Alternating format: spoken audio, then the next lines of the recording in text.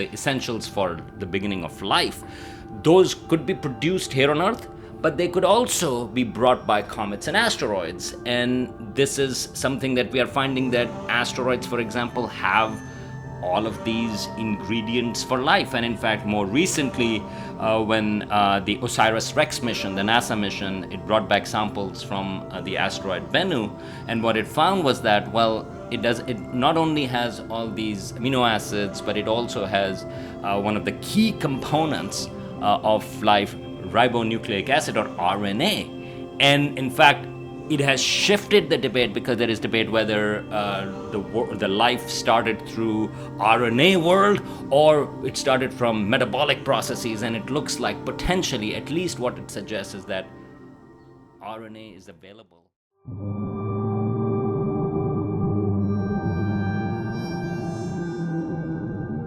We begin our kitchen table astronomy at the Amherst kitchen table of 5 college astronomer and the head of Kainaat Studios, Salman Hameed, Mr. Universe, with a shameless plug that a week from this Wednesday, you can go stargazing with Mr. Universe and the fabulous 413 at Blackbirch Vineyard. I never know if it's in Hatfield or Whately. It's in one of those 5 and 10 places, like right on the border there. It's a big vineyard, so maybe it's in both. But there'll be telescopes that the Blackbirch people are providing and that UMass are providing. It's a new moon, so if it's not cloudy, we should have a glorious view of the sky, and it will be a great time to learn about astronomy with our resident astronomer, Mr. Universe. Bring your questions. Yeah. Every question is sort of like not allowed, encouraged, like, anything. Even the people that showed up at my house to be mad at me about not believing in aliens, come to Blackbirch Vineyard and we'll have that conversation out then. Yes, all questions welcome. Yes. Well, speaking of aliens, which is what we love to talk about, and life on another planet, we're in the midst of creating trillionaires because of artificial intelligence. But what about a hybrid of extra Earth-like life and artificial intelligence? We're making artificial life is what's going on right now in the world of science? Well, so first of all, a disclaimer. Biology, that's not my field. You're an astronomer. I'm an astronomer, so this is a big stretch for me. But there was a big news item last week that scientists from Minnesota, they have created an artificial cell that actually performs the same functions as life, as other cells, natural cells. Like it grows, you can feed it, it grows, and then it reproduces, and it can do that for a few generations.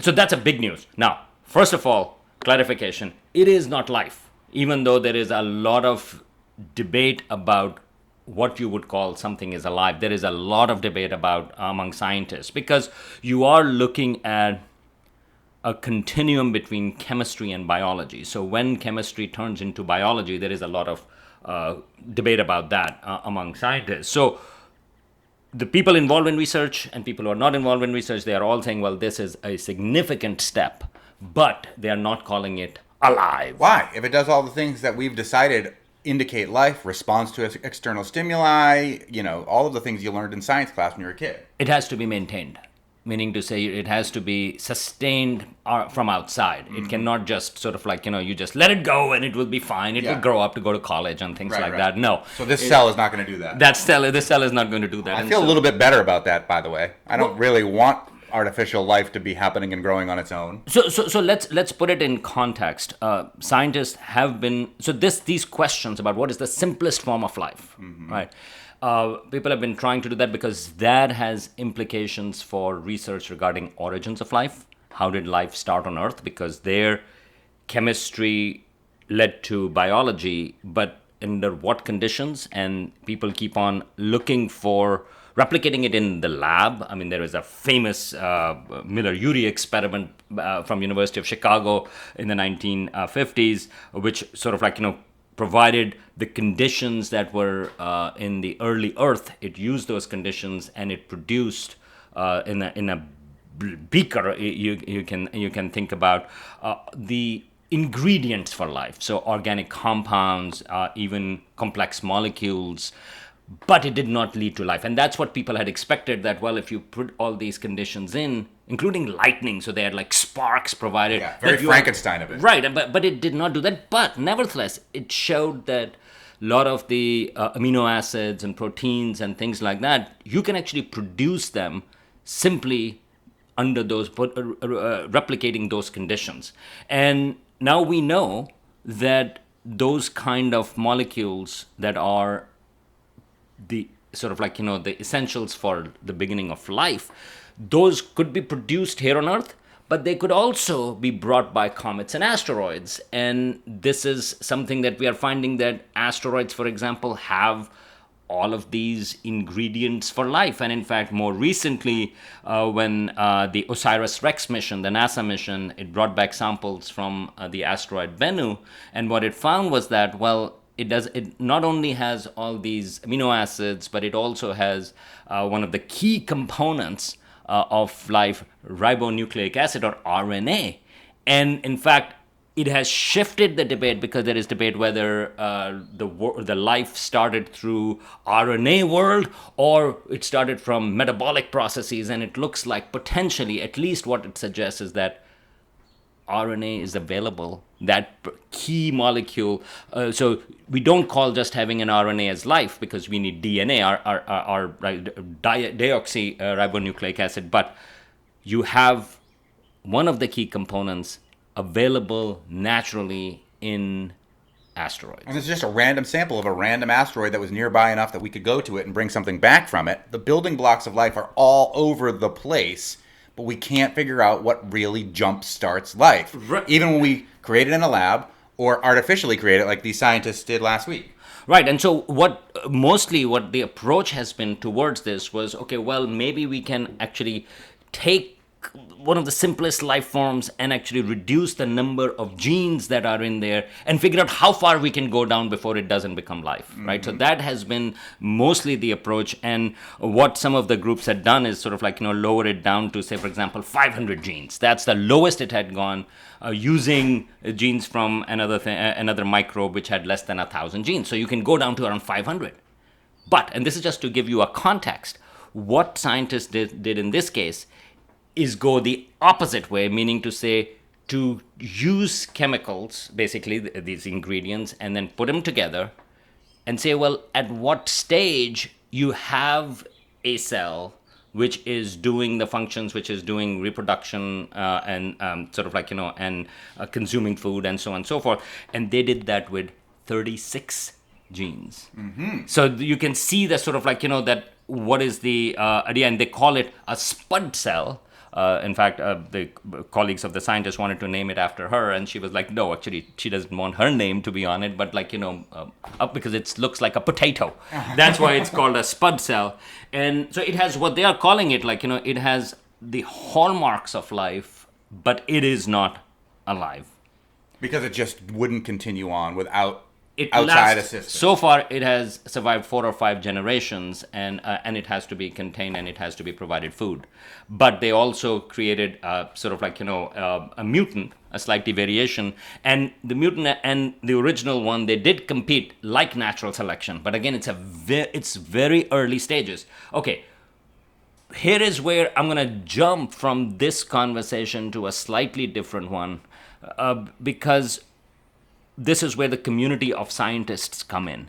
One possibility with this group, when they created that, was to patent it and then make profit off of it, because once you can actually create this artificial thing, then you can use that for medicine. Because you can imagine that natural cells, you don't know how exactly it works, because we don't know all the functions of genes. But if it is artificial, you exactly actually know what is it doing, why is it doing, and if it is replicating, and if it is sort of growing, you can actually control that for medical purposes, for other bioengineering, and so on and so forth. And so they could have patented it. But this group decided to create a non-profit. And they have explicitly asked a community of scientists to join in. And hundreds of scientists, maybe thousands of scientists are expected to join in to figure out how we can use this for potentially for benefit of humanity, but also for learning about origins of life, learning about potential astrobiology questions. And I think this is at a time where, let's put it this way, greed is everywhere from the White House all the way to the AI companies.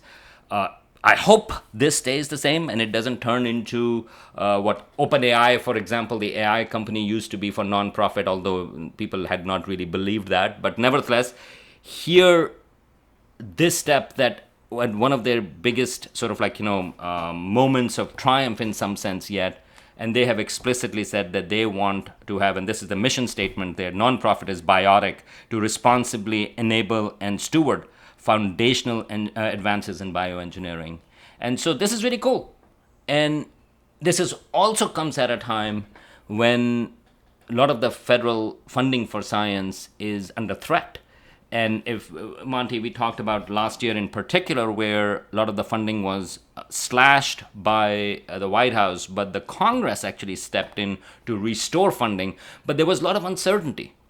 And science actually works with when you have not like year by year or month by month uncertainty. And nevertheless, the Congress restored funding to the National Science Foundation, NASA, and other places. But now the White House has found another way of controlling that, and that is about the disbursement of funds.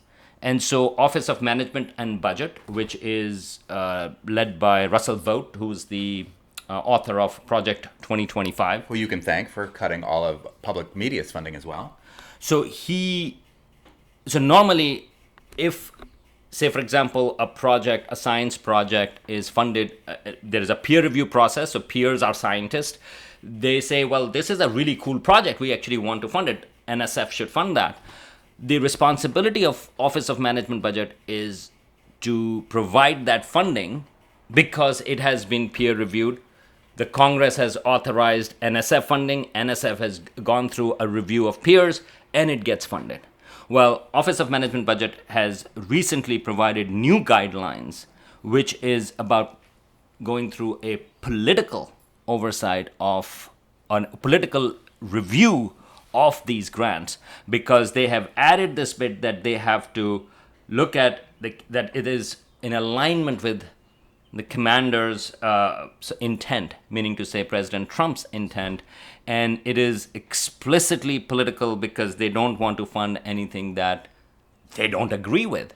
So this is a different way. So what I mean to say is, like, they're not slashing funding in the same way as they tried to do last year, but now the grants are going to be they're going to be overviewed by political appointees, and not peer reviewed by other scientists saying this is a good for humanity, this is good for the environment, this is good for this or that. Whatever the political headwinds are from the White House will determine whether this is worthy of funding or not. And that includes this notion that President Trump has said, the gold standard science, which is all about applicable science, not about pure sciences, not recognizing that a lot of the applications come from pure sciences. And so we don't exactly know how that is going to impact, but if there is any, if we can go by any track record, it is pretty clear that it's going to be impacted by political decisions, including the kinds of research that people can do, because diversity, equity, and inclusion stuff, DEI stuff, which again, in the mind of the White House, it actually goes wide swath of coverage in terms of that. All of that science could be suspect and could be stopped, and funding could be stopped in there. So again, this is something that is happening right now. But I want to mention that there is an open comment period. So this is for Office of Management and Budget, and people can go until July 13th. You can actually go and comment on these things. American Physical Society. So there are AAAS, which is the Association for the American Association for the Advancement of Sciences, put in what they called another red alert for American science. They had this editorial last week. They are asking people to go out and actually comment on that. American Physical Society, APS, has gone out and actually has said they have a page which says comment on Office of Management and Budget proposal rule for federal financial assistance. You can go out. It also limits international research, and it used to be sort of like, which was a rule, Monty, you and I talked about before. For example, NASA cannot cooperate with anything in China. This was a rule that predates President Trump. It has been, it's pretty much a bipartisan, terrible rule, but bipartisan.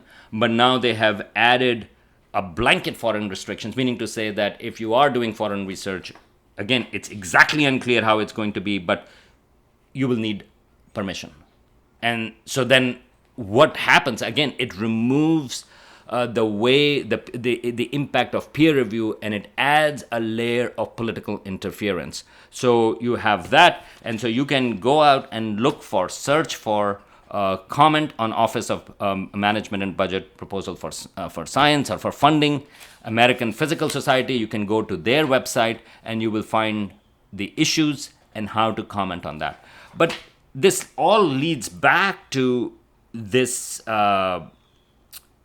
discovery or this investment, the SpudCells. Well, this is how science works, and they are driven by fascinating questions about origins of life, and there are practical applications. Sure, there are practical applications as well, but scientists need to have freedom in terms of how they approach the subject. Now, should there be ethical concerns? Absolutely, because as you immediately said, well, so one of the things that they are saying is like, well, you can also produce cells that can, for example, take out some carbon dioxide from the atmosphere. That'd be cool, but maybe it escapes from the lab and it's some sort of crazy new virus and we all are in a pandemic again.